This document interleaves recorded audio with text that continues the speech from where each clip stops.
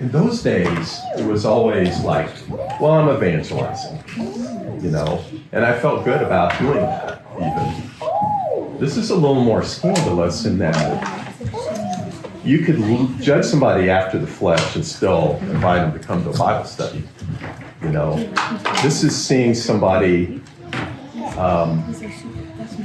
the way that Jesus would see them, Right. which cuts a lot deeper into pride and arrogance and shallowness, than what I was doing back then. And there's one more component.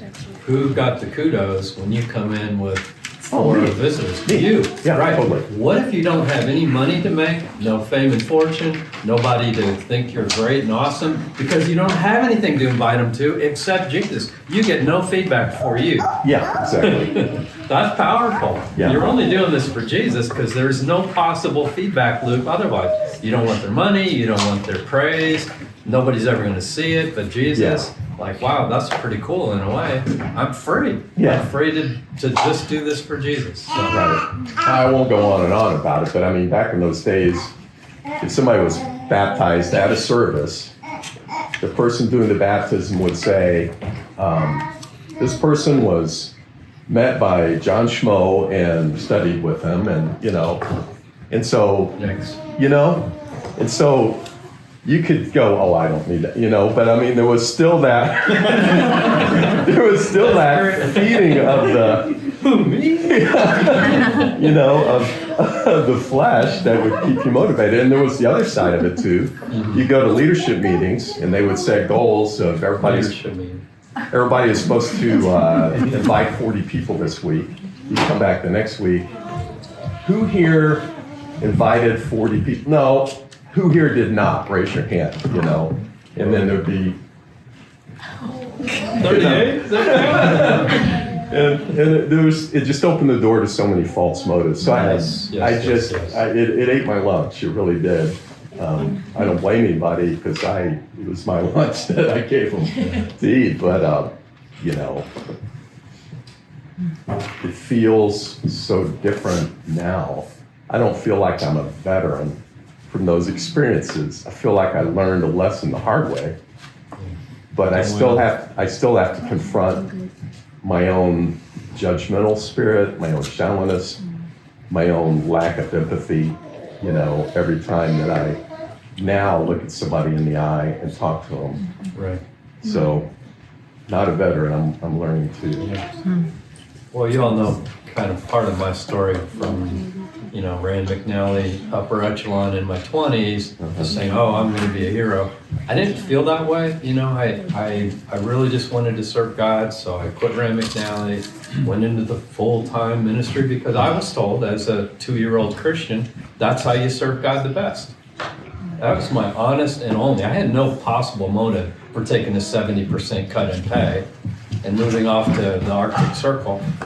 I had no possible reason for doing that except just serving God because there was no positive feedback in that. I already had the kudos, I was making money, everything was upwardly trending. That's what I've been doing since I was 10, reading the Harvard Business Review and boardroom reports and, all this stuff. And, so I was all ready for that and I threw it all away to go do that. So I had my year seminary bid and then I went off to the mission field but I could not, and this was a bit of an epiphany for me, to stand at the back door like I was supposed to, and the elders and deacons told me I had to, and shake everybody out, as they call it, to shake everybody's hand and let them throw in my face, wow, that was the best sermon I ever heard. Yep, thank you.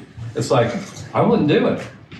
It's like, to use the Valley Girl term, gag me with a spoon. I do not want to hear that. But it did occur to me that there would be people who would like that. They're like the guy in Pride and Prejudice, the pastor and my patron is, and the dweebs that Hollywood always portrays preachers to be, they kind of are oftentimes, right? They like the praise of men. They want to hear people tell them how awesome they are. And they can run to the back door to make sure they don't miss anybody's hand and anybody's compliment. You know, I remember one of my first weeks in this unnamed city in the Arctic Circle, one of the elders said, standing at the back door with a crowd of people, "We got a tiger by the tail. What a sermon, Michael."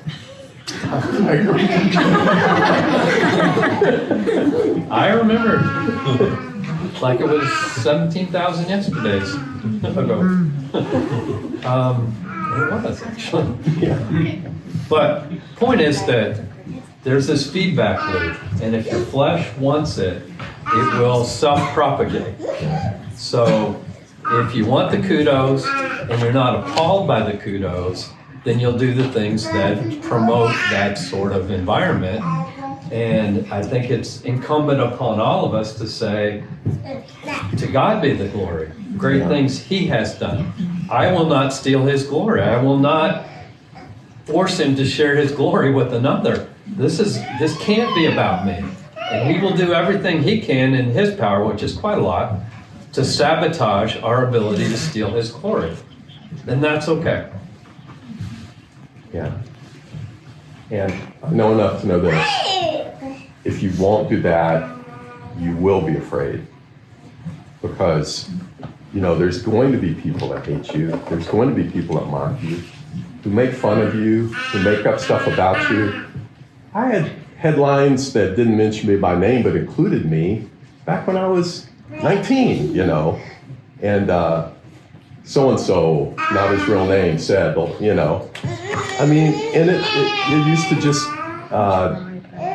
emotionally devastate me when that kind of thing happened, you know. Because I was setting myself up for that.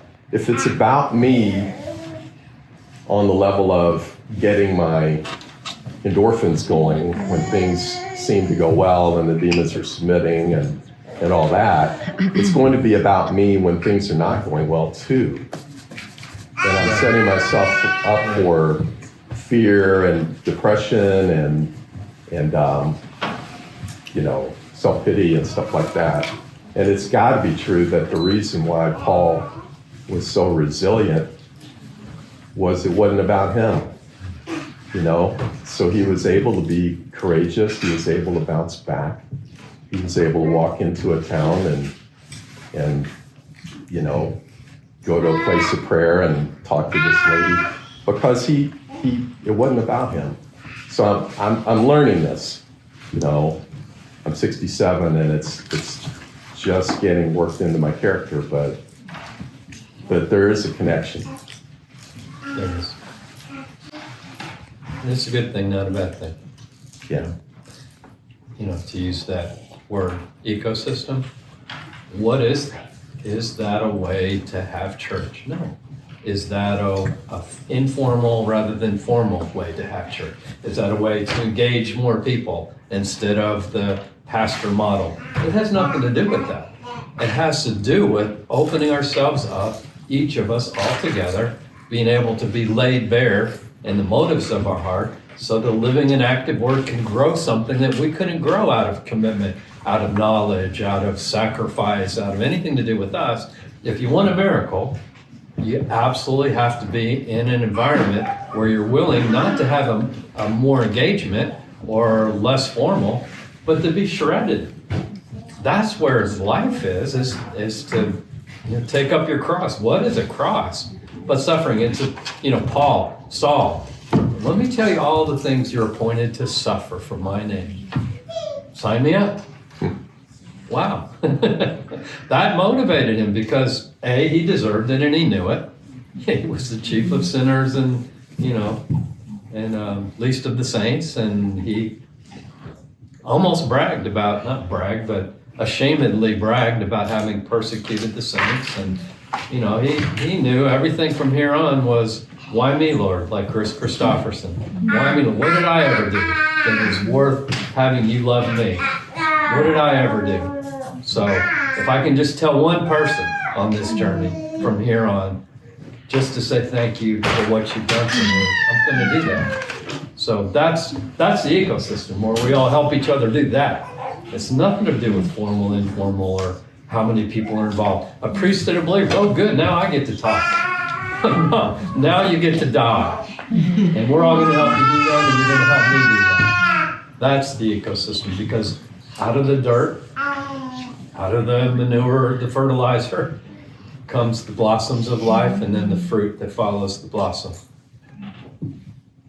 That's the ecosystem. And then it dies and becomes more fertilizer.